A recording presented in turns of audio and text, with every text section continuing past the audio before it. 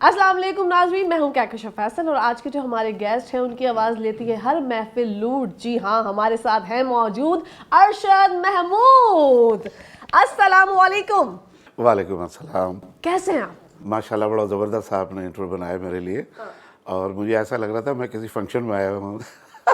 वो जो है ना, एक अगर हम इस तरह से जोश और वलवले के साथ नहीं आएंगे तो फिर वो जो हमारा मकसद है पॉडकास्ट करने का और जो हमारा नाम है चिलपिल, वो नहीं पूरा हो पाएगा। सबसे पहले तो मैं आपका शुक्रिया अदा करना चाहता हूँ और आपकी पूरी टीम का और आपके प्रोड्यूसर डायरेक्टर का जिन्होंने मुझे यहाँ बुलाया, बड़ी मेहरबानी उनकी। सर, आपकी तशरीफ़ आवरी के लिए हम बहुत हम खुश नसीब समझ रहे हैं अपने आप को कि आप यहाँ पर आए और आपने आमद करके अपनी जो है हमारी ज़िंदगी में बहुत सारी खुशियाँ बिखेरी, क्योंकि आपका बिजी स्केड्यूल होता है, आपके पास टाइम नहीं होता, लेकिन उसमें से भी फिर आपने टाइम निकाला और हमारे पास आए। बहुत सारे सवालात हैं, लेकिन मैं स्टार्ट जो है वो यहाँ से करना चाहूँगी कि 1979 से अल्हम्दुलिल्लाह आपने अपने कैरियर का आगाज़ किया।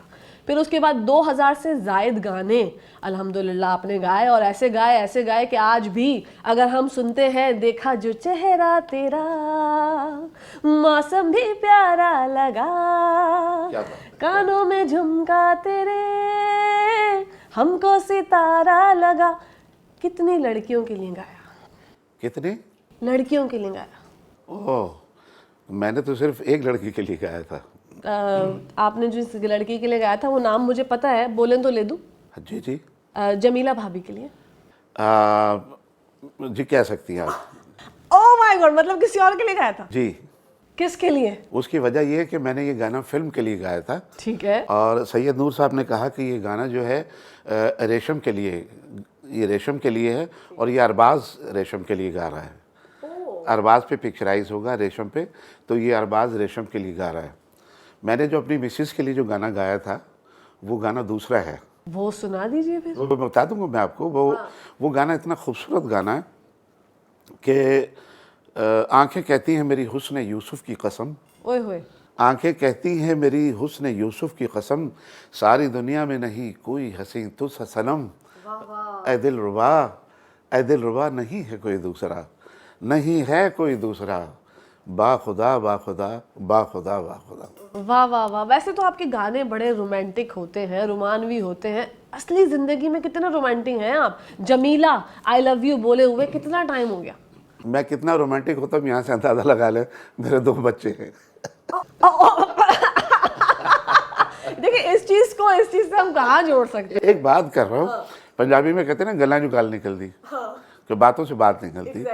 तो ऐसे बात आपने की तो मैंने बताया, एक वो साहब थे ना, एक खातून थी कि लिखा हाय हाय मैं लुट गई, मैं बर्बाद हो गई, मैं मर गई, मेरे ये हो गया वो हो गया, मेरा शौहर मुझसे प्यार नहीं करता, मुझे शौहर का सच्चा प्यार नहीं मिला।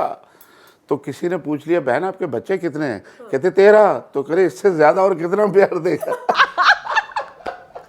ये तो फिर ज्यादती हो जाएगी, इससे ज्यादा प्यार हो गया तो फिर ज्यादती हो जाएगी। अच्छा चलो, ये तो हो गई बातें कैरियर के हवाले से। बात करते हैं एक रोड़ी का बच्चा, जहाँ पर रोड़ी में पैदा हुआ, उसके बाद से जो है वो कहानी चली। पैदाइश जब आपकी हुई थी, आप थोड़े छोटे ही थे, आपने मुझे पहले भी बताया था कि आपका घराना जो है माशाल्लाह, आप जो है वो बाकायदा मदरसे में जाके इस्लामी दीनी तालीम लिया करते थे, नमाज 5 वक्त की पढ़ा करते थे। अचानक से ये जो लाइफ में टर्न आया, मतलब जो एक ज़िंदगी में एक सोचा हुआ था ना बच्चे ने कि मैंने कुछ करना है, बचपन से सोचा हुआ था कि अल्लाह पाक ने खुदा सलाहियत दी है तो इसको मैं इस तरह परसू करूँगा और जो है अल्लाह पाक इतना नाम बना देंगे? नहीं, मैंने कभी नहीं सोचा था, ना ही मैंने ये कभी सोचा था कि मैं सिंगर बनूंगा। और ऐसे जहन में इतना ज़रूर था कि दिल करता था कि मैं हीरो बनूं। हाय हाय। लेकिन मैं उस वक्त हीरो था नहीं, ना मैं बड़ों में आता था ना मैं बच्चों में आता था। जब मैं कराची आया था 76 में, तो मुझे याद है अदी सुल्ताना जो है, मैडम सुल्ताना पीटीवी पे सीनियर प्रोड्यूसर्स थी। तो मैं उनके पास गया, मैंने कहा कि अदी, वो उन दिनों ना नाटक रंग कर रही थी, तो सिंधी प्रोग्राम कर रही थी।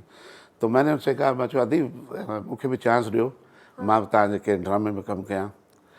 चई अच्छा साहब, हाणे तव्हांखे असां कहिड़ो कमु ॾियूं, ना तव्हां वॾनि में अचो था ना त नंढनि में अचो था। अच्छा। कि ना आप बड़ों में आते हैं ना आप बच्चों में आते हैं, मैं क्या रोल दूँ आपको? अभी थोड़ा वेट करें, इंतज़ार करें, थोड़े बड़े हो जाएं और इंशाल्लाह फिर मैं आपको ज़रूर। उम्र क्या थी आपकी उस वक्त? 76 में मेरी उम्र होगी कह सकते हैं आप 18-20 साल। ओके।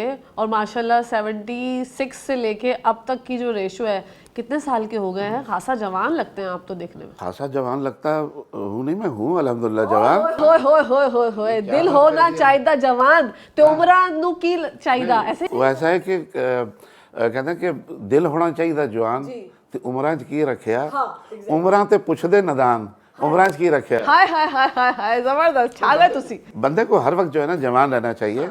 बेशक मेरी उम्र 67 है। माशाल्लाह, यही चीज तो मुझे आपसे उगलवानी थी और आपने उगल दी माशाल्लाह। लेकिन अल्लाह पाक आपको सलामत रखे। कहकशा मैं झूठ नहीं बोलता हूँ और ना ही मैं अपनी उम्र छुपाता हूँ। मैं क्यों उम्र छुपाऊँ? ना तो मैं कोई मतलब इस टाइप का हूँ कि फलां उधर लड़की को खुदा न खास्ता लाइन देनी है, उसको लाइन नहीं। इज़्ज़त करता हूँ मैं ख़वातीन की बहुत ज़्यादा इज़्ज़त करता हूँ। और अल्हम्दुलिल्लाह मेरे घर पे जब मेरी अपनी बीवी इतनी खूबसूरत है तो मैं इधर उधर क्यों मुँह मारूँगा? हाय हाय हाय हाय, तो इसलिए अपने घर को जो है ना, अपने घर में ऐसा माहौल रखो कि कोई लड़ाई झगड़ा ना हो, कुछ ना हो। जितनी थोड़ी बहुत ज़िंदगी रह गई है ज़रा प्यार मोहब्बत से गुजर जाए।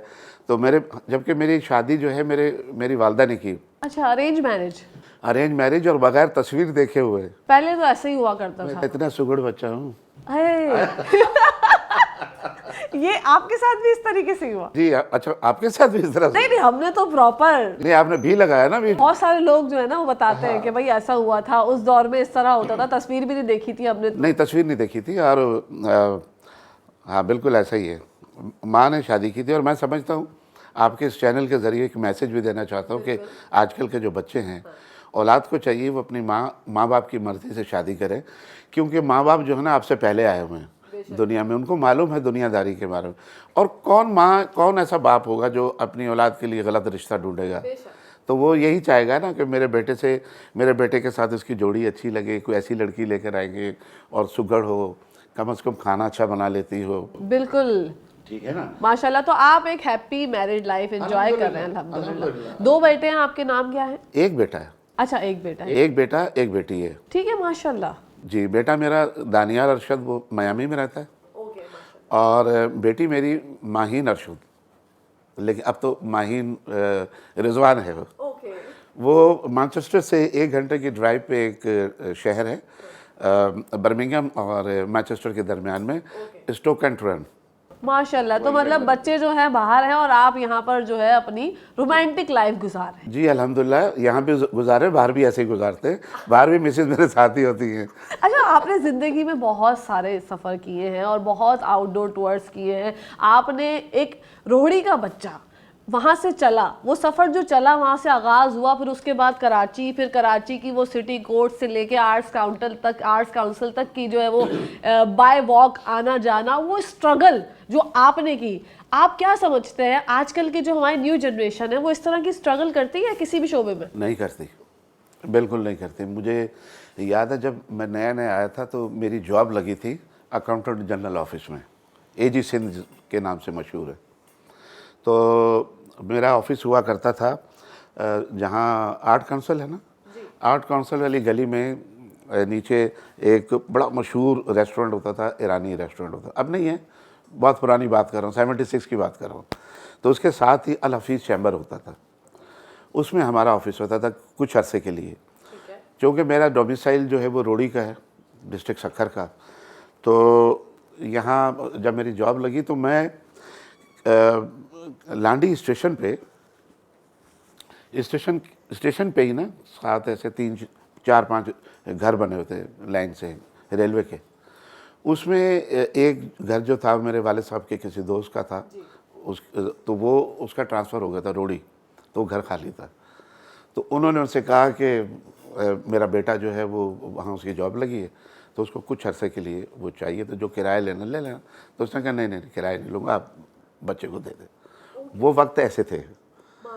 तो फिर मेरे साथ जब ऐसा हुआ था ना, जब मुझे क्वार्टर मिला था तो मेरे साथ भी ऐसा ही हुआ। तो मैंने भी कहा था कि नहीं, मैं पैसे नहीं लूँगा, मैं रख लूँगा किसी को। क्योंकि आपके साथ कोई जब मदद करता है ना तो आपको भी चाहिए कि आप किसी की मदद करें।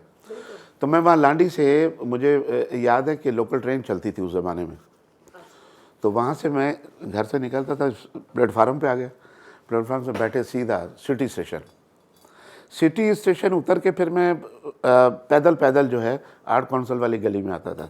जो लोग यहाँ रहते हैं उनको मालूम है कि सिटी स्टेशन से आर्ट काउंसिल का रास्ता कितनी दूर का है, ठीक है, जहाँ जंग अखबार का ऑफिस है उसके भी साथ ही जाके ना, तो वहाँ से मैं पैदल जाता था अपने ऑफिस, और वहाँ से पैदल फिर आता था सिटी स्टेशन पे, वहाँ से बैठ के सीधा घर जाता था।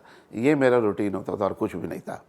माशाल्लाह। उसके बाद जो है हमारा ऑफिस से एक और जगह ट्रांसफ़र हुआ, तो उसमें कुछ बच्चे जो है उनका ट्रांसफ़र हो गया जहाँ जहाँ के डोमिसाइल होते हैं ना, जहाँ ऑफिस बनता है, डिस्ट्रिक्ट अकाउंट ऑफिस बनता है, वहाँ उसको ट्रांसफ़र कर देते हैं। तो मुझे ट्रांसफ़र कर दिया सखर, नया नया डिस्ट्रिक्ट अकाउंट ऑफिस बना।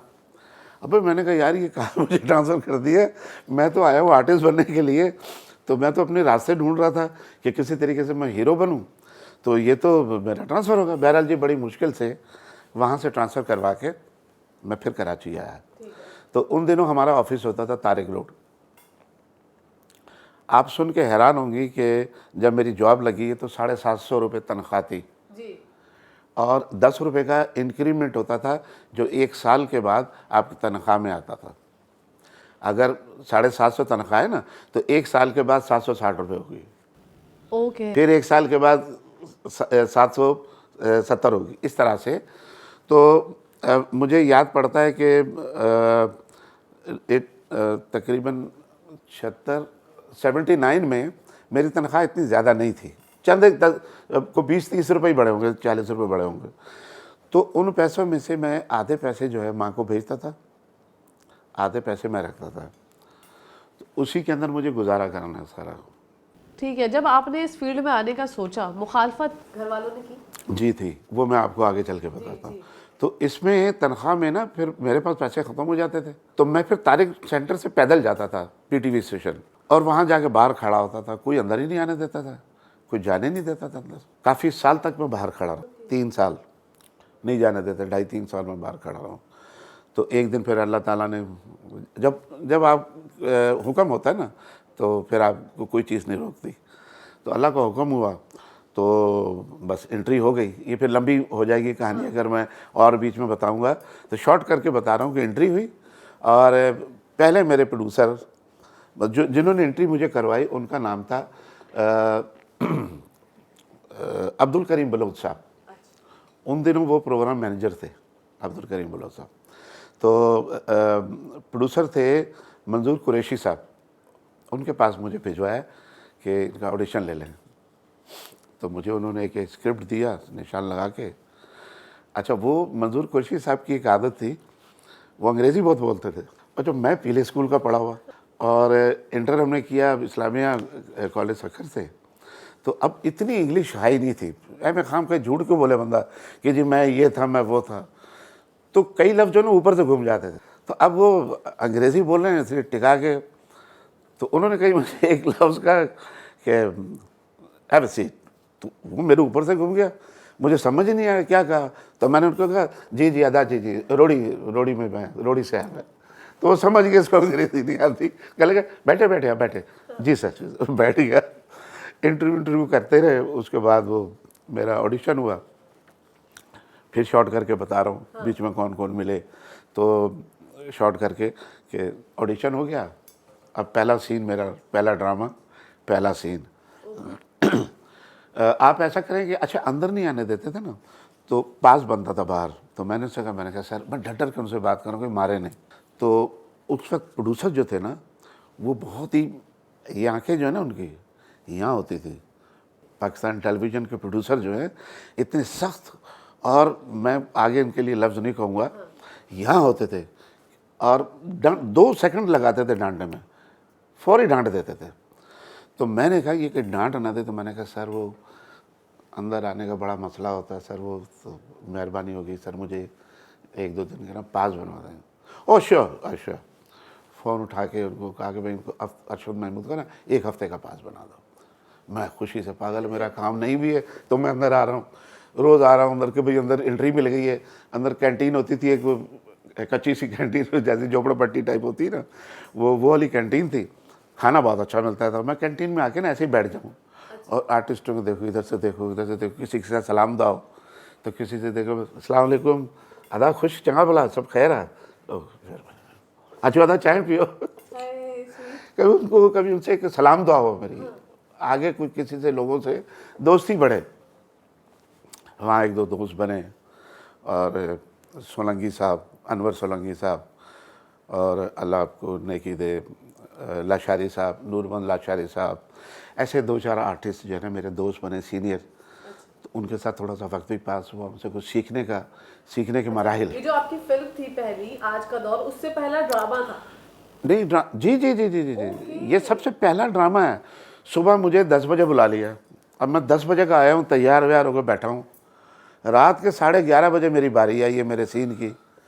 उस वक्त दिन में भी शूटिंग होती थी, रात को भी शूटिंग होती थी, बहुत काम होता था कराची सेंटर पे। अब मैं जब, अच्छा सीन कितना था, सुबह से बैठा हुआ हूँ और रात को मेरा सीन आया।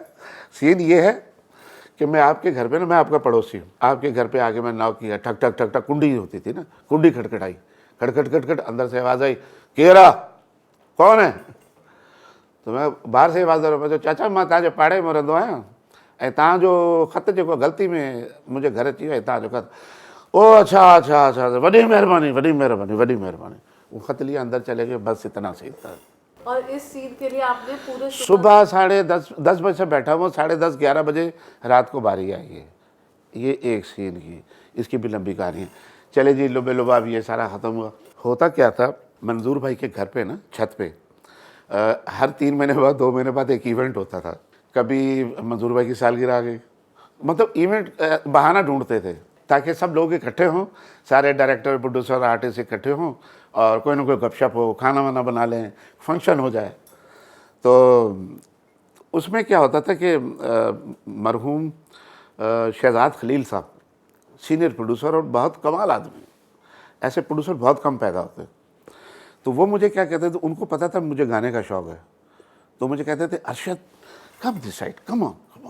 वो एक साइड पे जाके बैठ जाते थे, पतीली मंगा के ना खाली, और वो पंजाबी में खेस नहीं होता, चादर मोटी जो होती है, उसको मंगा के डबल करके ना, उसको नीचे रख के, उसके ऊपर उल्टी वो पतीली रख के, तो वो बजाते थे। मुझे कहते थे गाना गाओ बेबी, कम ऑन, फलां गाना सुनाओ किशोर कुमार का। तो मैं किशोर दा के गाने गाया करता, तो वो मेरे रूहानी उस्ताद भी हैं, तो बचपन से उनको मैंने सुना, तो उनको गाने की, उनकी फीलिंग को गाने की कोशिश करता रहूं। तो अभी भी कोशिश कर रहे हैं कि कभी ना कभी तो गाएंगे मरने से पहले। तो वो वहाँ बैठ के मैं गाता था, तो ये इस बात का मंजूर भाई को इल्म नहीं था। कट हो गई थी। एक दिन चहचटो शुरू हुआ। चहचटो पाकिस्तान टेलीविज़न कराची का एक सुपर हिट प्रोग्राम था जो 2.5-3 साल चला। ब्लैक एंड वाइट का दौर था वो। उसके अंदर जनाब उन्होंने मुझे एक एक्टिंग का एक चांस था, तो वो मैं याद कर रहा, तो ये आ गए शहजाद खलील साहब आ गए सेट पे, तो सारे खड़े हो गए, सारे सीनियर मोस्ट सब खड़े हो गए, मंजूर साहब भी खड़े हो गए। तो मैं भी खड़ा होकर मिला, मुझसे चूँकि ज़रा ज़्यादा प्यार करते थे, मैं मिला तो कहले क्या कर रहे हो? मैंने कहा सर ये स्किट कर रहा हूँ। Skit, only skit. मंजूर इस बच्चे की आवाज़ सुनो, बहुत खूबसूरत आवाज़ है, उसको गाना गवा उसको। कहते yes sir yes sir yes sir. मैं उसी दिन ही मंजूर साहब ने जब लंच हुआ तो अपने कमरे में मुझे कहते अच्छा मत जी सर, ठीक है। तो मैं बैठ के उन्होंने गाना लिखा। उन दिनों नया नया एक गाना हिट हुआ था, वन वे टिकट। तो उन्होंने उस गाने की ना पैरोडी बनाई सिंधी में, आऊँ की फातुस पांजन सावरन मां। वो जो गए तो उधर से लिखा, उधर से फतेह अली को बोला, फतेह अली बाबा इनके रिकॉर्ड क्यों फौरी तौर पे। पूरी स्टूडियो होता था, म्यूजिशियन मौजूद होते थे। हाँ वो गाना था कि आऊँ की फातुस घोड़ा की फातुस अल्लाह की फातुस डिसो की फातुस हाय की फातुस पांजन सावरन मां ज़ाल पंजी मां ससु पंजी मां साली पंजी मां सभिनी सावरन मां ॾिसो मुंहिंजो तमाशो। ये गाना हो गया क्लिक। ये गाना जो हिट हुआ तो फिर अरशद महमूद ने पीछे मुड़ के नहीं देखा। वहाँ से एज ए सिंगर इंट्रोड्यूस हो गया हूँ उस गाने से। अच्छा, वरना आप जो है बेसिकली मैं तो छोटे छोटे रोल कर रहा था ही आए थे। जी, एक्टिंग का शौक था। एक्टिंग का शौक था, छोटे छोटे रोल मिल रहे थे। मुख्तलिफ ड्रामों में, चैचिटों में भी छूटे ज़रूर। अब क्या हुआ कि हर प्रोग्राम के अंदर मेरे 2 गाने होते थे, एक गाना मुझ पे पिक्चराइज होता था, एक गाना किसी और आर्टिस्ट पे, जैसे लतीफ़ मुन्ना पे, आबिद नवीद पे, यार मोहम्मद शाह पे, किसी और आर्टिस्ट पे होता था, एक गाना मेरे पे होता था।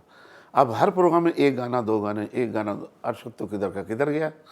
अब मैं तो माशाल्लाह सिंध का माइकल जैक्सन हो गया। तो मैंने जब सोचा, मैंने कहा यार ये लोग मुझे गाने में पसंद कर रहे हैं, तो मैं तो हो गया गाने की साइड पे, एक्टिंग वैक्टिंग से एक साइड पे हो गया, मैं गाने की साइड पे हो गया। तो हमारे एक बहुत अच्छे म्यूजिशियन हैं, बहुत अच्छे म्यूज़िक डायरेक्टर हैं दोस्त, अज़हर भाई, उनसे मैंने कहा अज़हर भाई आप बज़मी साहब के साथ काम करते हैं, मुझे बज़मी साहब का शागिर्द करवा दें। कहले हाँ अरशद मियाँ। तो निसार बज़मी साहब यहाँ कराची जब आते थे, नॉर्थ में उनका घर था, तो अज़हर भाई मुझे लेके चले गए उनके घर पे। तो जाके उन्होंने बिठाया, तो मस्जिद में नमाज़ पढ़ने गए हुए थे बज़मी साहब। इनकी आदत था शुरू से कि 5 वक्त की नमाज़ पढ़ते और मस्जिद में जाके बज़मी साहब नमाज़ पढ़ के आए। तो हम लोग बैठे हुए थे ड्राइंग रूम में, तो अज़हर भाई ने कहा कि बज़मी साहब बच्चा बड़ा अच्छा, बड़ी अच्छी आवाज़ है, टीवी पे गाता है सिंधी, आपका शागिर्द है। अच्छा सुनाओ मियाँ कुछ सुनाओ। तो मैंने सुनाया, तो कहा ठीक है कल से क्लास लो। तब मैंने उनसे सीखना शुरू किया। फिर उसके बाद वो लाहौर बिज़ी हो जाते थे, तो मैं यहाँ पे, मैंने कहा मैं क्या करूँ। फिर मैंने यहाँ, अच्छा गंडे बांध उस्ताद की बात कर रहा हूँ, जिन्होंने धागा बांध के ना, जो बाकायदा शागिर्दी जो होती है ना, वो उसकी बात कर रहा हूँ मैं। पहले उस्ताद मेरे निसार बज़मी साहब, फिर दूसरे उस्ताद मुजाहिद हुसैन खान साहब, नथू खान साहब के बड़े बेटे, तो उनसे मैंने, वो कराची में होते थे, फिर उनसे मैंने कहा, फिर उन्होंने मुझे गंडा बांधा और सारे बैठे, फिर उसमें उनकी शागिर्दी की।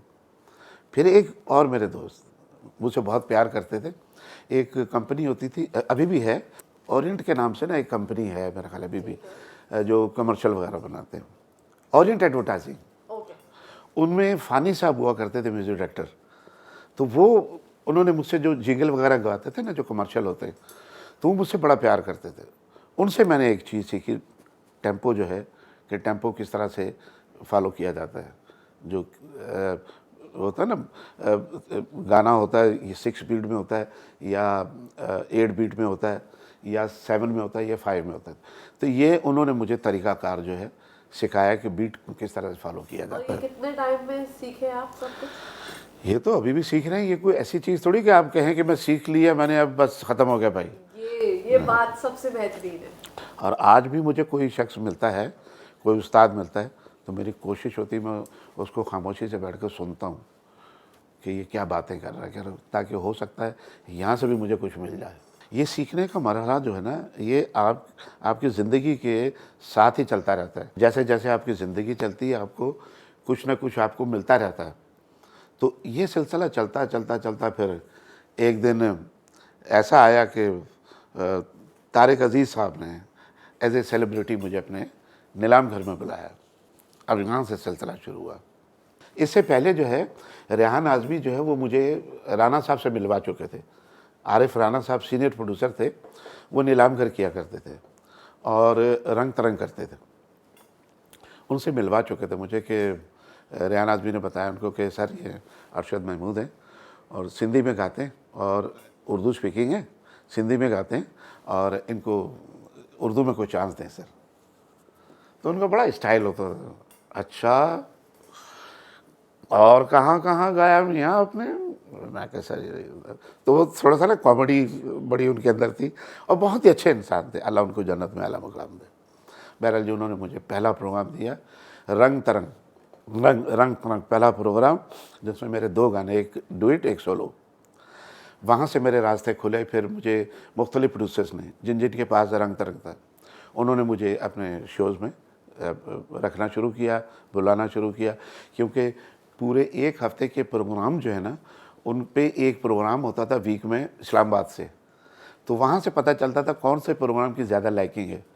तो हमारे ये रंग तरंग की बहुत लाइकिंग थी, जिसमें मेरी बहुत तारीफ़ हुई थी उन दिनों। तो फिर मुझे उन्होंने हर प्रोग्राम में, फिर पाकिस्तान टेलीविज़न कराची का उस वक्त तक कोई ऐसा प्रोग्राम नहीं था जिसमें मैं ना आया हूँ, खा वो ईद का शो हो, खा वो चांदरा ट्रांसमिशन हो, जो भी प्रोग्राम होते थे, रंग तरंग हो या सिंधी प्रोग्राम, सिंधी म्यूज़िक हो, मैं हर प्रोग्राम में आ चुका था। तो यहाँ से मुझे तारिक अजीज़ साहब ने एज ए सेलिब्रिटी बुलाया पहली दफ़ा। ओके, आपके लिए तो बहुत बड़ी बात होगी, लेकिन कथा कलामी के लिए माफ़ी। मैं ये जानना चाहूँगी, बीच में जब पूरा दौर चला, पूरा ऑरा चला, उसके बीच में आप कहीं गायब हो गए। अरशद साहब को ढूंढा ढूंढा ढूंढा लोगों ने, और ये दरियाफ्त किया कि आप लंदन चले गए। नहीं वजूहात? नहीं नहीं नहीं नहीं, वो तो बहुत देर की बात है। अभी तो पहली दफ़ा जब मैं आया हूँ ना, तो उस वक्त मेरी जो कमर है ना, वो भी कोई 25-26 थी। ओके, और ये कौन से सन की बात है? अब सन तो मुझे याद नहीं है, लेकिन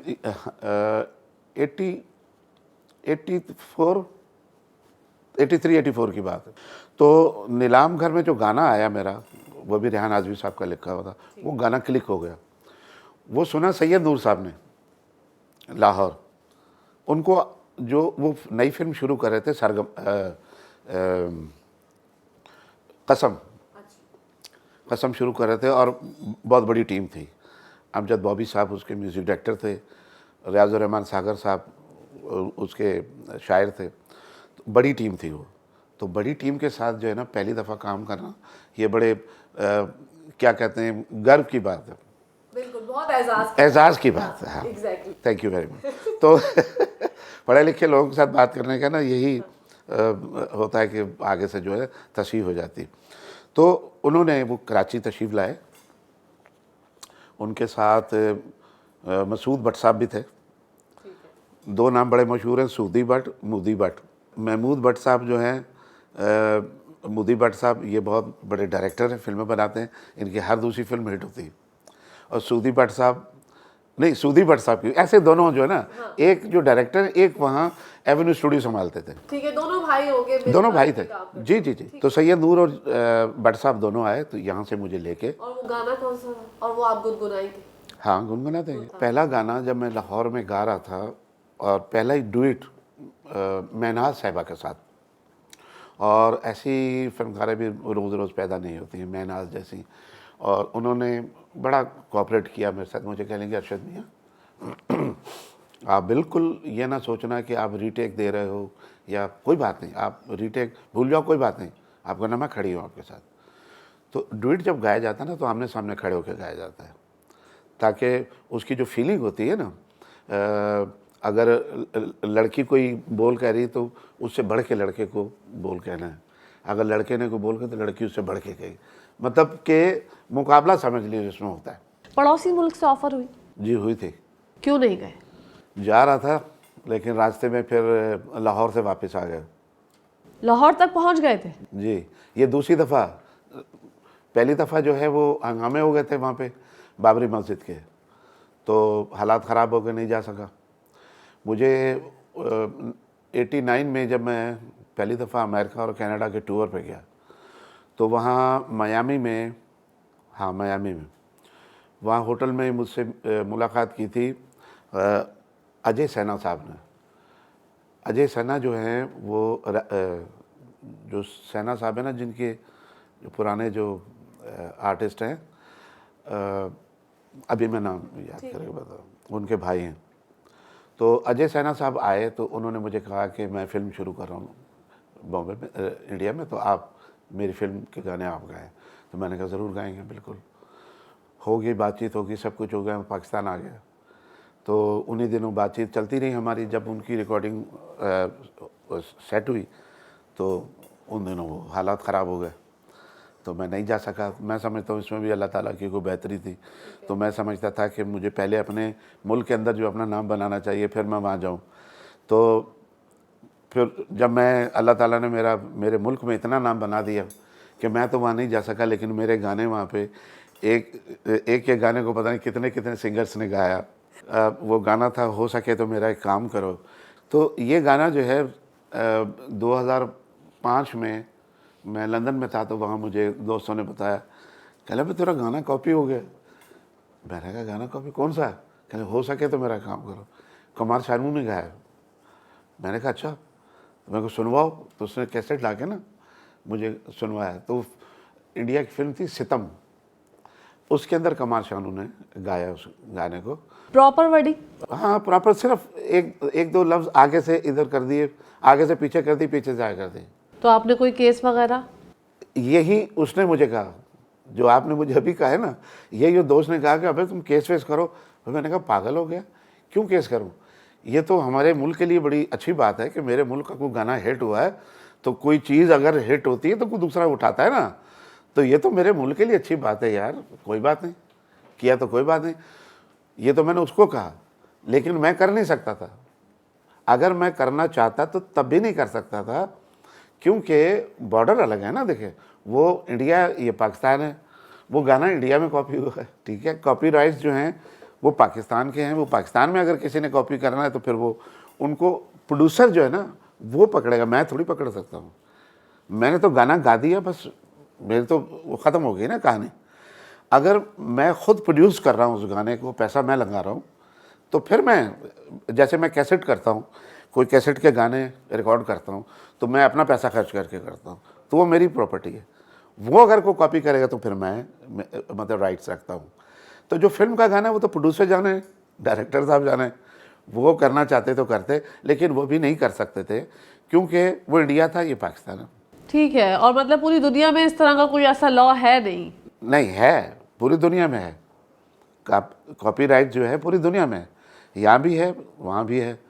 हाँ, अगर मेरा ये एल्बम इंडिया में रिलीज़ हुआ होता तो फिर उसके ऊपर राइट्स लगते थे।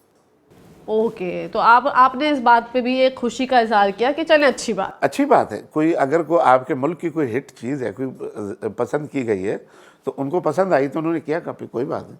फिर चंद सालों के बाद फिर किसी और ने भी गा दिया, फिर कुछ सालों के बाद किसी और ने भी गा, बहुत सारे लोगों ने गा दिया। इसी तरह देखा जो चेहरा तेरा, वो एक वहाँ के एक कव्वाल हैं अल्ताफ़ राजा। पहले उसने कहा, अच्छा, मुझे हंसी आई ये गाना सुन के कि वो गाना गाते गाते ना फिर बीच में रुक जाए, फिर मैं जैसे नरेशन बोलते हैं ना कि अरे ज़िंदगी चीज़ क्या है, अरे आने दो भाई आने दो, ज़िंदगी चीज़ क्या है, फलां क्या है, फलां क्या है, कानों में झुमका तेरे, फिर यहाँ से शुरू कर दें। तो मुझे हंसी आई कि यार तो गाना गा रहे तो प्रॉपर तरीके से गाना गा ले, और बीच में नरेशन बोलता था। मतलब आपका जो गाना जितने लोगों ने भी गाया, तो उसमें से आपको सबसे ज़्यादा किसका पसंद आया? बहुत लोगों ने गाया। देखा जो चेहरा तेरा जो है वो एक सारा रज़ा लड़की है, बहुत अच्छा गाती है, सारा रज़ा, लाहौर में। तो वो इंडिया से भी जीत के आई थी, तो उसने बहुत अच्छा गाया उसको। देखा जो चेहरा तेरा ख़वातीन में से, और हो सके तो मेरा एक काम करो, वो भी ख़वातीन में से बहुत अच्छा गाया शाज़िया मंजूर ने।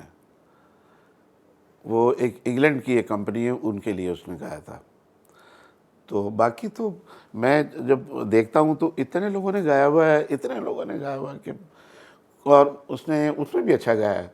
नदीम लूणे वाला है ना, जिसके बड़े अच्छे गाने हैं, बड़ा हिट सिंगर है, बड़ा खूबसूरत आदमी है। तो उसने जब छोटा सा था तो उसने भी गाया ये। तो मुझे किसी ने वीडियो भेजी थी, व्हाट्सएप की थी कि यार देखो नदीम लूणे वाला, इसने गाना गाया, ये तो ये वाला हो सके तो मेरे गा। लेकिन उन्होंने चाल ही चेंज कर दी थी। उन्होंने ना वो जो इंटीरियर के जो बच्चे गाते हैं ना, या जो भी लोग गाते हैं, वो उसकी बीट जो है ना वो फास्ट कर देते हैं, डांस वाली बीट कर देते हैं कि जैसे उसमें लड़कियां डांस कर रही हैं, ये नोट चल रहा है, ये नोट चल रहा है। वो उस टाइप का गाना कर दिया था। जिसका जैसा शौक, जिसका जैसा ज़ौक, वो उस तरीके से प्रोनाउंस करता। लेकिन आवाज़ की जो बात आपने की ना, वो मुझे अली अब्बास की आवाज़ बहुत अच्छी लगी। अली अब्बास और अली अब्बास का छोटा भाई, उसका नाम है मेरा ख्याल है ऐसे, जो उसकी तबीयत आजकल ज़रा ख़राब है, तो अल्लाह ताला, मेरी दुआ है कि अल्लाह ताला उसको जल्द सेहतयाब करे। बहुत अच्छी उसकी आवाज़ है। वो उसके नाम के साथ अब्बास ही आता है, अली अब्बास। हाँ, अली अब्बास उसका नाम है।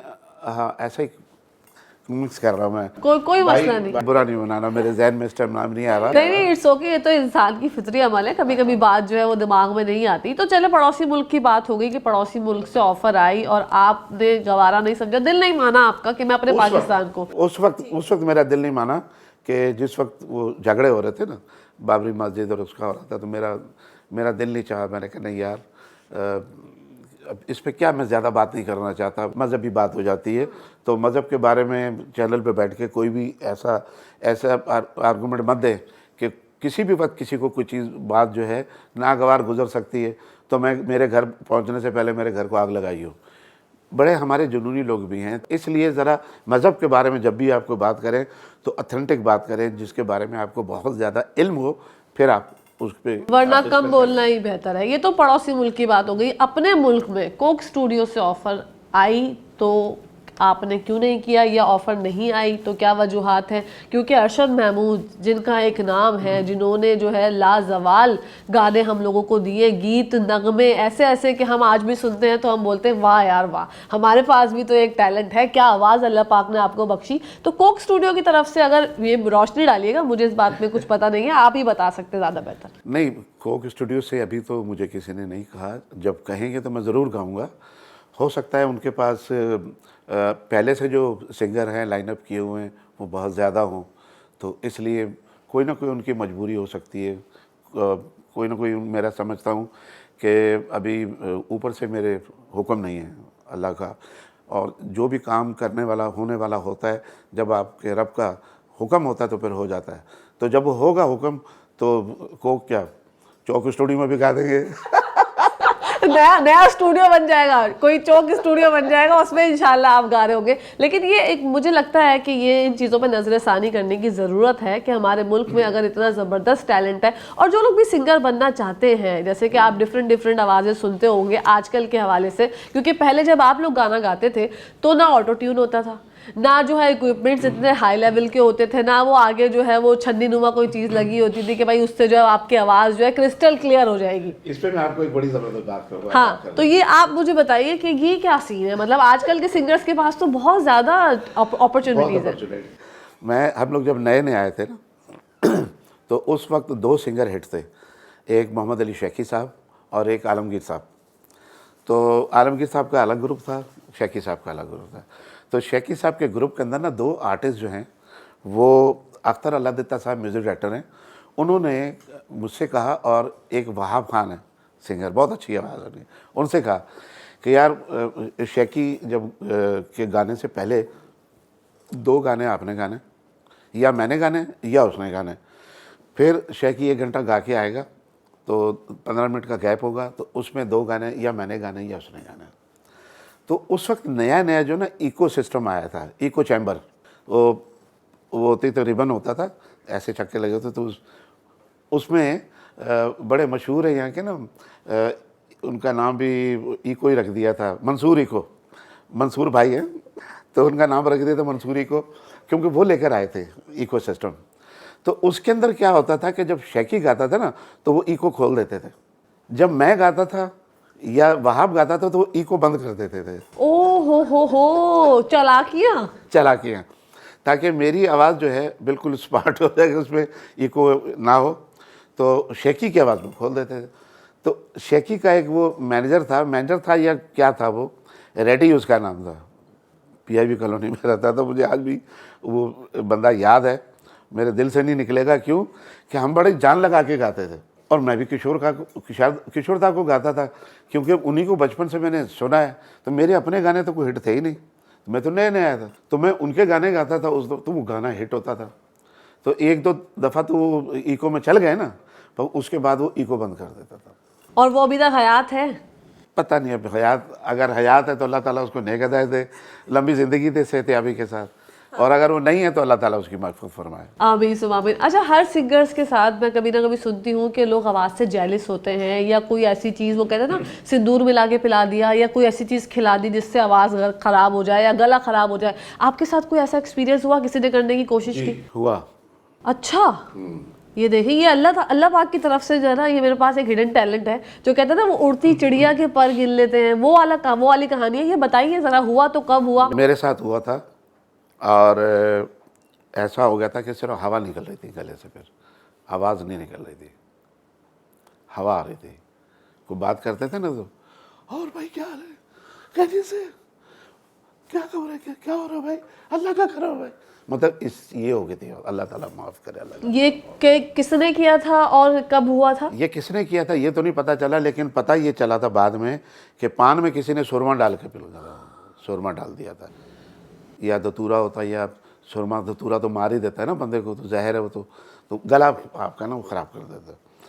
मैं उन दिनों हमारा बैंड हुआ करता था, महबूब अशरफ बैंड। तो महबूब अशरफ भाई से मैंने कहा, तो अशरफ भाई ने उनकी जो मिसेज़ है, उनकी मिसेज़ ने उनको बताया कि यहाँ 10 नंबर पे कोई बाबा हैं, तो वो देसी दवाइयाँ देते हैं, अरशद भाई को वहाँ ले जाए। क्योंकि मैं उन्हीं के साथ शुरू से गा रहा था स्टेज पे, तो वो सारे घर वाले, महबूब भाई, अशरफ भाई के घर वाले सारे मुझसे बहुत प्यार करते, बहुत इज़्ज़त करते थे। उनके बच्चे मेरे हाथों में जवान हुए, जो इस वक्त माशाल्लाह सबसे अच्छा काम करते हैं। वो लेके गई, भाभी मेरे साथ थी, अशरफ भाई मेरे साथ थे, और हम लोग तीनों गए। 10 नंबर पे एक बाबा थे, उनसे जाके मिले। बाबा ने जो है मुझे अमलतास की फली इतनी मोटी होती, उसके अंदर से गुदा निकलता है, घर ब्लैक कलर का ना बीज होता है, उसमें से गुदा निकलता है, वो लिख के दी कि किसी पंसारी की दुकान से मिलेगा, अमलतास की फली। और उसके अलावा खमीरा गाओ ज़ुबान और लौक शपिस्ता, इस टाइप की कुछ दवाइयाँ थी। और कुछ दवाइयाँ उसके अंदर ऐसी थी कि जो बंदर रोड से मिलती थी, वो सिविल हॉस्पिटल के सामने एक मार्केट है ना, वहाँ से। बहरहाल जी वो दवाइयाँ मैंने शुरू की, और उन्होंने दुआ शुआ भी दी और दवाई के साथ साथ, तो मैंने उसको शुरू किया। तकरीबन को 1.5 से 2 महीना मैंने लग के वो दवाइयाँ मैंने इस्तेमाल की, और उसके बाद अल्हम्दुलिल्लाह मेरा गला ओके हो गया। क्योंकि मैं जो भी गाना वहाँ से रिहर्सल करके आता था लाहौर से, सबसे पहले आके अशरफ भाई को सुनाता था। अशरफ भाई मेरे उस्तादों की जगह, तो मैं कहता अशरफ भाई ये गाना बना है, तो अशरफ भाई मुझे याद करवाते थे गाना। यहीं से मैं पक्का कर जाता था, याद करके जाता, ताकि वहाँ तकलीफ़ ना हो। तो यहाँ से अशरफ भाई मुझे याद करवाते थे। तो मैं फिर उसके बाद जब मैं गला सही हुआ है, उसके बाद जब मैं गया हूँ, तो मुझे फ़िल्म मिली है घूंघट, और उसके अंदर मेरे गाने नहीं थे, सारे गाने रिकॉर्ड हो चुके थे, मेरा कोई गाना नहीं था। 7-8 गाने रिकॉर्ड हो चुके थे। मैं बैठा था एवेन्यू स्टूडियो में, किसी फिल्म की रिहर्सल कर रहा था, तो वहाँ आके मुझे किसी ने आके बताया कि जी आपको बॉबी साहब बुला रहे हैं, घूंघट का गाना करना है। बहरहाल जी मैंने बॉबी साहब से रब्ता किया, तो बॉबी साहब ने कहा यार शादी ने कहा कि एक गाना और करना है। बस वो गाना जो मैंने गाया है, तो स्टूडियो में जिस दिन मैं गा रहा था, तो ये उसके स्टूडियो में राव साहब के स्टूडियो में रिकॉर्ड हुआ था, मून मार्केट में, और सागर साहब भी बैठे थे, बॉबी साहब भी, सब बैठे हुए थे। तो जब ये गाना हुआ तो उन्होंने आके मुझे जफ्फी पाई और मुझे मुबारकबादें दी, कहेंगे अरशद मियाँ ये गाना आपका हिट है।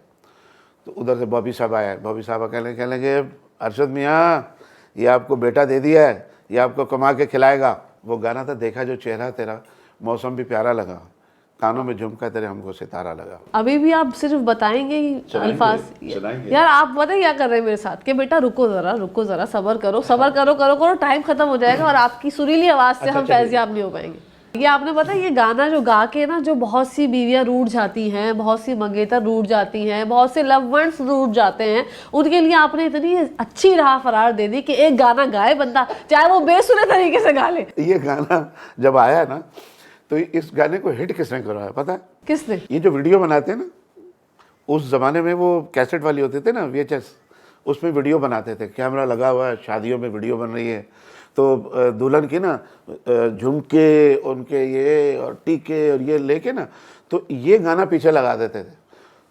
जब रिकॉर्ड किया तो उनके घर पे वीडियो भेजते थे ना, तो उसके अंदर पीछे बैकग्राउंड में ये गाना लगाया होता था। ओए होए होए होए। तो दुल्हन जो ऐसे निकल के आती थी, उसमें गाना नया हिट हुआ मतलब आप ये कहते हैं इस गाने की शोहरत के पीछे जो है वो शादी की रिकॉर्डिंग्स का, शादी की रिकॉर्ड, बिल्कुल सही कह रहा हूँ मैं, शादी की रिकॉर्डिंग थी, जो उसमें मुख्तलिफ नए चेहरे आते थे ना, भाई आपकी शादी है, अल्लाह खैर करे, जब भी होगी आपकी शादी। नहीं अल्हम्दुलिल्लाह हुई भी है भाई, हुई भी है। अच्छा शुक्रिया। हाँ जी, 12 साल हो गए अल्हम्दुलिल्लाह। लगते ही नहीं आप भी 12 साल।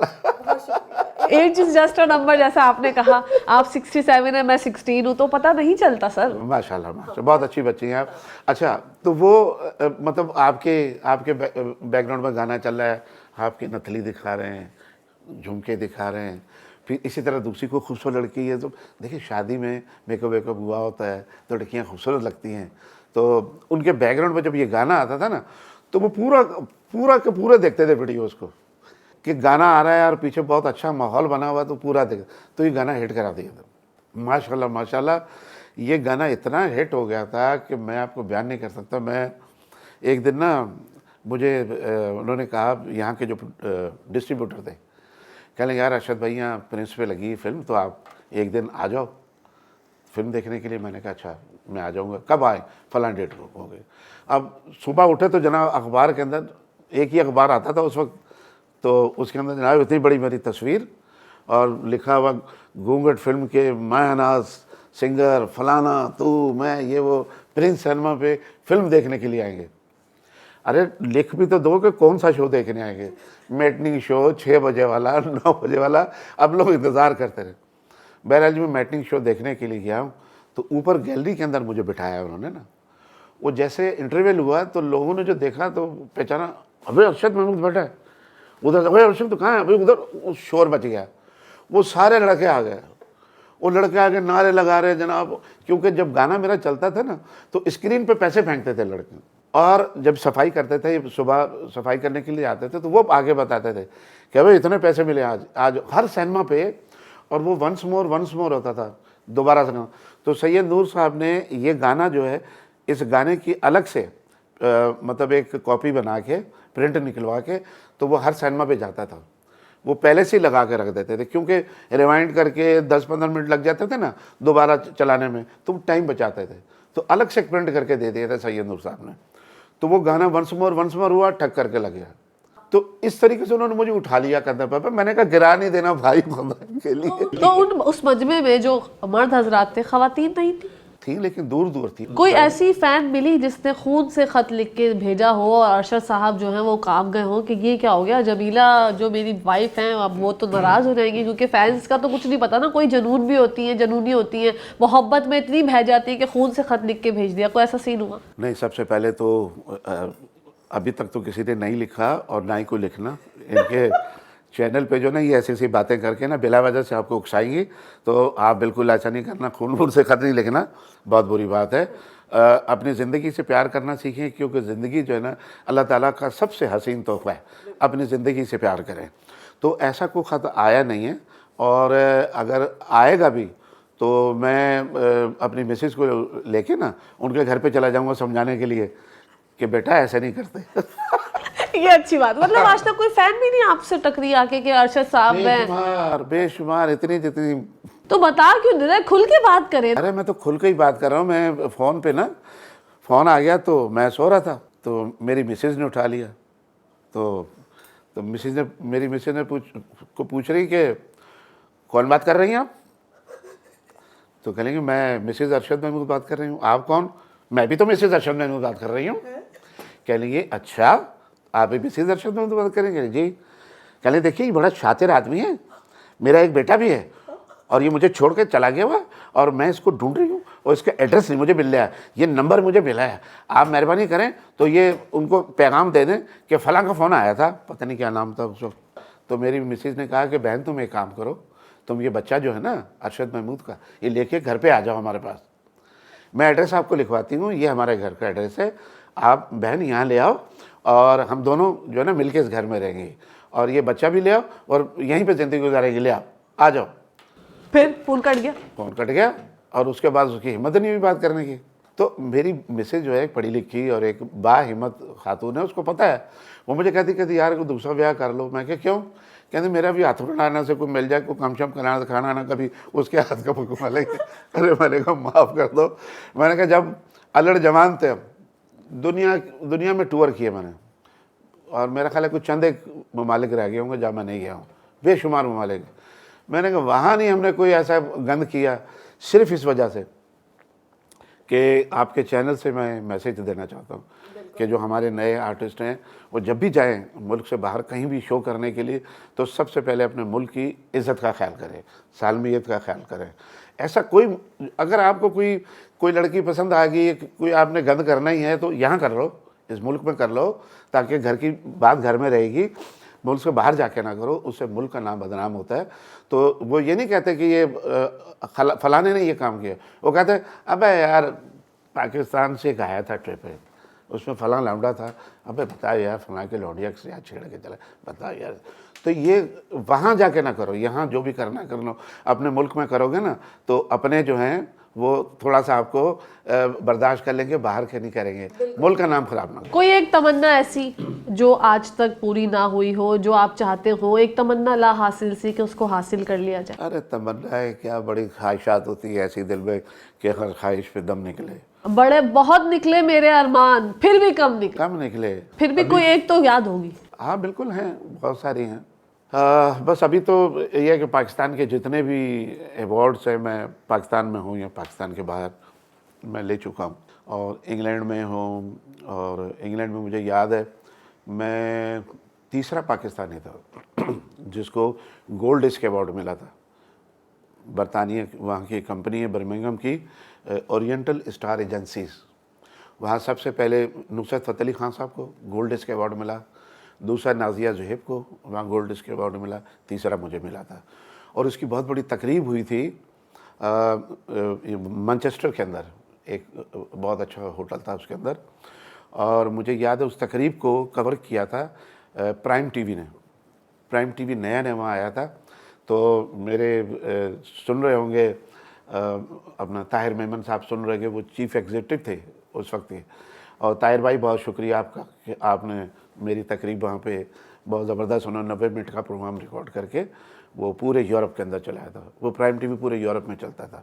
माशाल्लाह। और सर आपने बताया कि आपने खासा दुनिया में टूर्स किए हैं, कभी कॉन्सर्ट में लाइव कॉन्सर्ट करते हुए कुछ ऐसा हुआ कि ऐसी कोई नाज़िबा हरकत हो गई हो या ऐसा कुछ मिसहैप हो गया हो जिससे आप सोचते हो कि यार ये सीन जो है ना वो आज तक सोचता हूँ तो बहुत हंसी आती है?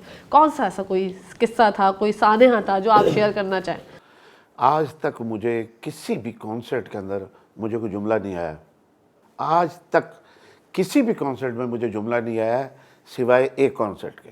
हमारा एक बहुत अच्छा सिंगर है पाकिस्तान का, मेरे छोटे भाइयों की तरह, और उनकी वालदा मेरी बहन बनी है, तो वो छोटा सा जब था तो टीवी पे आया करता था फहमीदा भाभी के प्रोग्राम में, फहमीदा पाशा, तो बच्चों के प्रोग्राम में, तो उस वक्त से वो मुझे मामू कहता। तो जब जवान हुआ तो ज़रा मशहूर हो गए, अब पूरी दुनिया में मशहूर हैं, नईम अब्बास रूफ़ी, तो अब वो मुझे प्यार से मामू कहता है अभी तक। ठीक है। तो एक समा का एक प्रोग्राम था मॉर्निंग शो, उसके अंदर हम बैठे, अब हम दोनों मेहमान बैठे हुए, तो फिर थोड़ी सी बात, अरे यार मामू आपको याद है वो जो बात ऐसी थी, वो काम ऐसा होता। मैंने ऐसे करके पाँव मारा पाँव पे, मैंने कहा भाई जब वक्फा हुआ ना, अबे मैंने कहा पागल आदमी, दुनिया देख रही है प्रोग्राम, तो यहाँ मामू मामू, या मैं सेलिब्रिटी के ऐसे से बैठा हूँ, तू भी एक मेहमान की ऐसे सेलिब्रिटी के ऐसे से बैठा है, तो यहाँ पे एक आर्टिस्ट है यार, ये इसके अंदर रिश्तेदारियाँ नहीं करो। मामू मामू ने अरे हाँ यार ओके ओके मामू ओके सॉरी, अच्छा हो गई। फिर थोड़ी देर के बाद फिर अरे यार मामू मामू वो याद है आपको वहाँ जब हम गए थे लंदन में जो प्रोग्राम था, वो मामू नुसरत फ़तेह अली खान साहब के वो प्रोग्राम हम गए थे। फिर मामू रात को हमारा शो था, बहरहाल जी वो नहीं मुड़ा, वो करता रहा वो हरकतें। रात को शो था, तो शो में वो भी था, मैं भी था, वो अभी नहीं पहुंचा था, तो मेरी एंट्री हुई, कॉलेज की लड़कियों का शो था। हाय हाय हाय हाय, फिर तो बाकमाल शो होगा। बहुत ज़बरदस्त शो था। अब जैसे मेरी एंट्री, मेरे बारे में जैसे आपने जो कुछ कहा था, तशरीफ लाते हैं अरशद महमूद, मैं एंटर हुआ तो पीछे से आवाज़ आई मामू मामू, और मैं कहा बेड़ा तर जाए, ये उसी की हरकत है, लोग देखते हैं पूरा बस देखते हैं। तो ये नईम अब्बास रूफ़ी साहब ने जो है इसने जो आवाज़ लगवाई है, अदरवाइज मुझे ज़िंदगी में कभी किसी ने कोई, मतलब वो भी मजाक में किसी ने कहा, लेकिन मेरे से मजाक में भी किसी ने जुमला नहीं दिया कि उतरो अबे ये। सर लोग अंडे मार देते हैं, कोई टमाटर मार देते हैं, एवं ही, मतलब ये नहीं कि उन्हें पसंद आ रहा है या नहीं आ रहा। नीचे बैठ के आवाज़ें लगा रहे होते हैं। ऐसी चीजें किसी का प्रोग्राम अगर कोई स्टेज पे होता है ना, कोई डांस वांस हो रहा है, तो एक डांस करके लड़की जा रही है स्टेज पे, तो वो नीचे से बैठ के आवाज़ लगा वंस मोर। बाद में पता चला कि ये उनके अब्बा थे जिन्होंने आवाज़ लगवाई थी कि एक डांस और हो जाए। आपके बारे में एक मेरे पास जो है वो एक खबर आई थी, और ये बात आप तस्दीक करेंगे ये सच है या गलत है, कि आप जो है फिल्म देखें, प्रोग्राम देखें, कुछ भी देखें, आप अकेले में देखना पसंद करते हैं। इसकी क्या वजूहत है? हाँ, वो उसकी वजह ये है कि मैं समझता हूँ कि जो मैं 2.5-3 घंटे निकाल के मैं कोई अगर कोई फ़िल्म देख रहा हूँ, तो उसको फुल कंसंट्रेट करके मैं उसको देखूं कि इसके डायलॉग, क्योंकि मैं एक आर्टिस्ट की हैसियत से देख रहा हूँ ना उस फिल्म को, कि दिलीप साहब किस तरह से डायलॉग बोल रहे हैं या राज कपूर साहब कैसे बोल रहे हैं, फलां आर्टिस्ट कैसे बोल रहा है, तो मैं उनको देखूंगा और वहाँ से सीखूंगा कुछ। ऐसा नहीं है कि मैं ये फिल्म देखी और ये निकल गया, नहीं, ये हमारे लिए एक इंस्टीट्यूशन होता है, एक कॉलेज है, यूनिवर्सिटी है हमारे लिए उनको। तो मैं नहीं चाहता कि जब मैं फिल्म देखूं तो किसी की भी आवाज़ आए मेरे कमरे के अंदर। अगर कोई बैठा तो खामोशी से बैठ जाए, कोई बोलता है तो मैं फिल्म रोक देता हूँ, अदरवाइज़ मैं ऐसे बैठ के अकेला बैठ के फिल्म देखता हूँ। और उसके अंदर जो मैं उन दिनों जो मैंने फिल्में देखी हैं, वही कुछ मैं आजकल जो है ना यहाँ अपने मुल्क के अंदर देख रहा हूँ जो हो रहा है हमारे कानून के साथ। जो मैंने फिल्मों में देखा है ना, किस तरह से तिकड़मबाजियाँ होती हैं, किस तरह से खिलवाड़ होता है, किस तरह से कानून को ना माना जाता है, किस तरह से फलाना क्या कर रहा हो, ये सारा कुछ मैं इसी तरह से देख रहा हूँ। अपने आप को बचाने के लिए इंसान कैसे कैसे कानून चेंज कर देता है, कैसी कैसी अमेंडमेंट ले आता है, बंदा देखता है और फिर दुआ करता है। लेकिन एक बात मैं आपको बता दूँ, जुल्म जो है ना ज़्यादा देर तक नहीं चलता। आप कितना भी जुल्म कर लें, कितना भी जुल्म आप समझेंगे कि मुझे कोई हटा नहीं सकता, आप बेशक 9 साल रह जाएं, 11 साल रह जाएं, फिर अल्लाह ताला जो है ना, अल्लाह ताला बेनियाज़ है, उनको पता मैंने कैसे हटाना। ये शादियों का जिक्र करते हैं, शादी का खाना पसंद करते हैं या घर का खाना पसंद करते हैं? मैं अपने घर का ही खाना पसंद करता हूँ, खाता भी घर पे ही हूँ। मैं शादियों में खाना वाना नहीं खाता हूँ। उसकी वजह ये है कि देखिए, जिनके घर पे प्रोग्राम है, उन्होंने फ़र्ज़ कीजिए 200 आदमियों को खाना किया हुआ, 200 मेहमानों के लिए खाना किया। 4 आदमी मेरे साथ हैं, 4 आदमी उस म्यूजिशियन के साथ हैं, 3 आदमी उसके साथ, तो 50 तो हमारे बंदे हो गए। तो फ़र्ज़ कीजिए 50 बंदे वो जो खाना खा जाएंगे, तो 200 आदमियों का जो इंतज़ाम किया है उसमें से 50 आदमी तो मेहमान उनके रह जाएंगे ना, उनकी बेइज्जती हो जाएगी जिनका प्रोग्राम है। तो जिन्होंने मुझे बुलाया हुआ है उन्होंने मुझे पेमेंट की है मेरे गाने की, उन्होंने मेरी फ़ीस दी है और उन्होंने मुझे गाने के लिए बुलाया, खाने के लिए नहीं बुलाया। वाह वाह वाह, क्या मुकालमा जोड़ा है आपने कि गाने के लिए बुलाया, खाने के लिए नहीं बुलाया। नो वे। तो कभी भी ऐसा सोच के नहीं जाना चाहिए कि मैं वहाँ जाऊँगा तो मैं जाके सबसे पहले तो ये कहूँगा, अब भाई खाना वाना तो लगवा दो यार। तुम्हारी भाभी भी कह रही थी यार, वो सारे पूरा घर का घर जाता है। अरे सर, बोलते हैं पार्सल का इंतजाम है, मतलब पैक भी करके दे दें, हम अपने घर जाके भी खाएंगे। कबाब बड़े मजे के बने हुए थे, बड़ी कोई जो ना उसके अंदर रोगन था, बड़ा मजे का था, कुन्ना बड़ा टाइट था। यार एक काम करो जरा पैक करके। नहीं, मैं मुर्गा बहुत टाइट था। तो मैं बहरहाल नहीं खाता। हाँ, अगर कोई बहुत ज़्यादा इंसिस्ट करता है कि यार नहीं यार अरशद भाई, म्यूजिशियनों को तो खाने दे यार, तो फिर मेरे साथ 2 म्यूजिशियन होते हैं, तो मैं उनको कहता हूँ कि वहाँ मेहमानों में नहीं जाके खाना, नो वे। यहाँ पे स्टेज के बैक साइड पे जहाँ हम लोग बैठे होते हैं ना, वहाँ इंतज़ाम होता है, जहाँ जिस कमरे में बैठे हैं तो यहाँ लगवा दो, यहाँ ये लोग बैठ के खा लेंगे।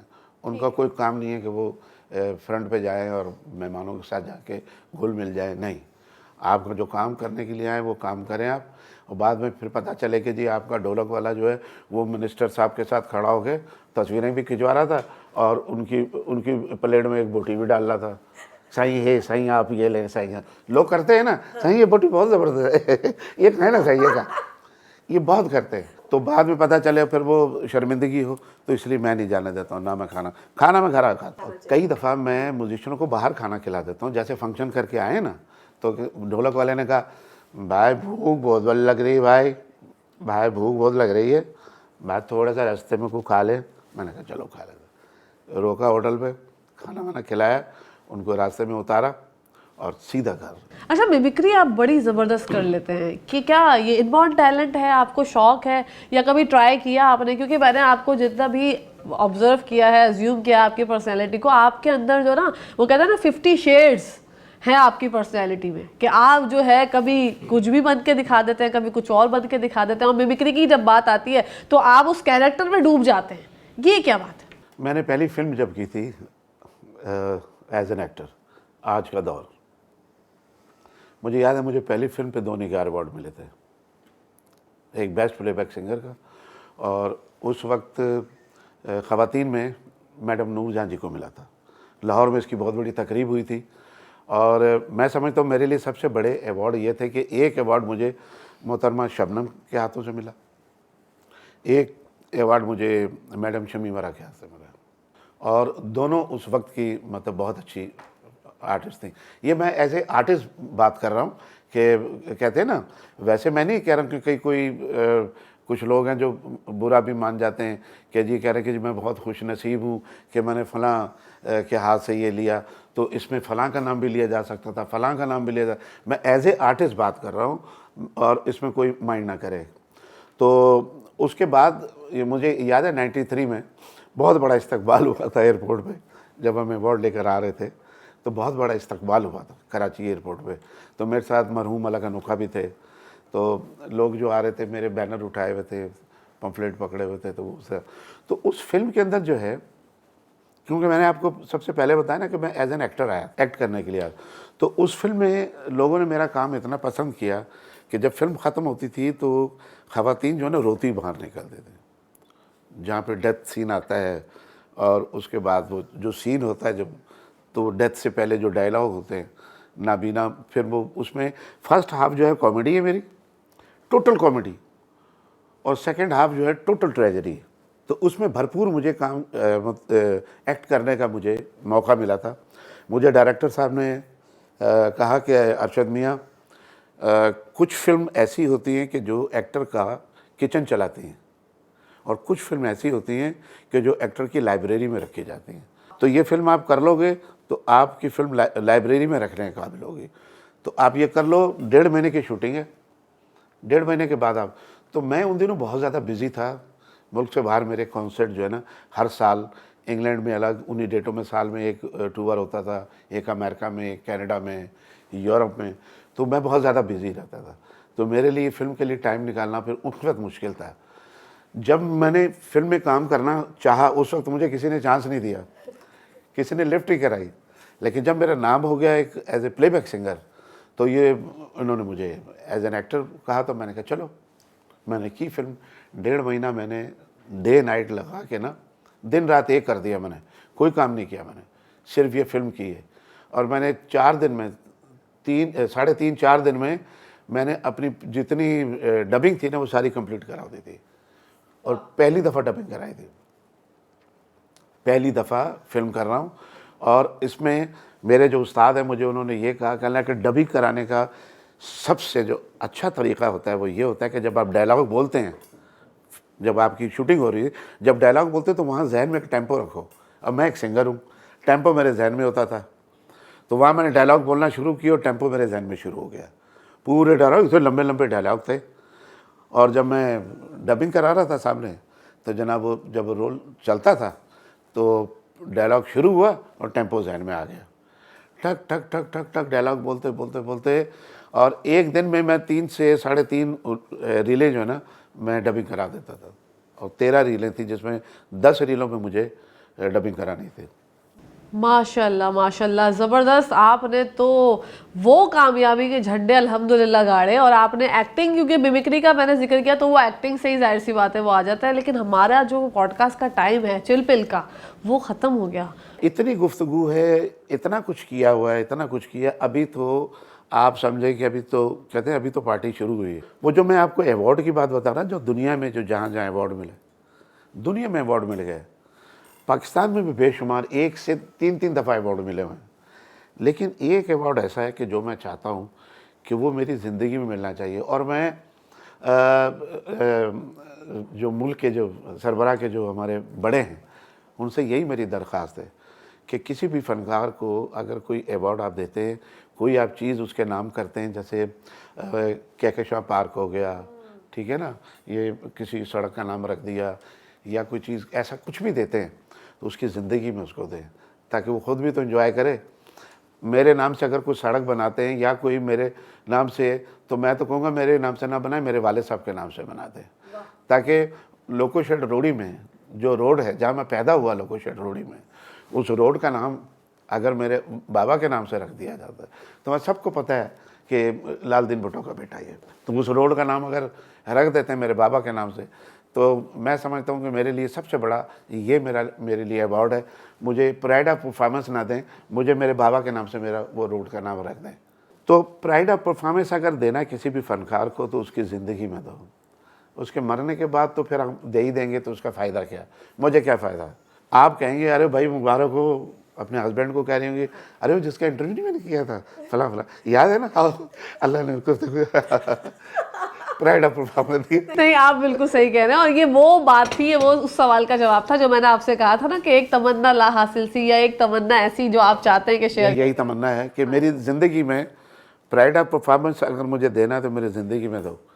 और मेरा प्राइड ऑफ परफॉर्मेंस वही है कि लोकेशेड रोडी की जो सड़क है, जो लोकेशेड रोडी से शुरू होती है और न्यूयॉर्क कॉलोनी तक आती है, सबको पता है, साईं नासिर शाह को भी पता है, क्योंकि वो साईं नासिर शाह मेरे बचपन के दोस्त हैं, हमारा बचपन इकट्ठे, हम लोग इकट्ठे जवान हुए। साईं खुर्शीद शाह को पता है, साईं नासिर शाह को पता है, सबको पता है कि वो रोड लोकेशेड से न्यूयॉर्क तक आता है, और इतना ज़्यादा बड़ा रोड नहीं है, 2 मील का रोड है, 2 से 2.5 मील है।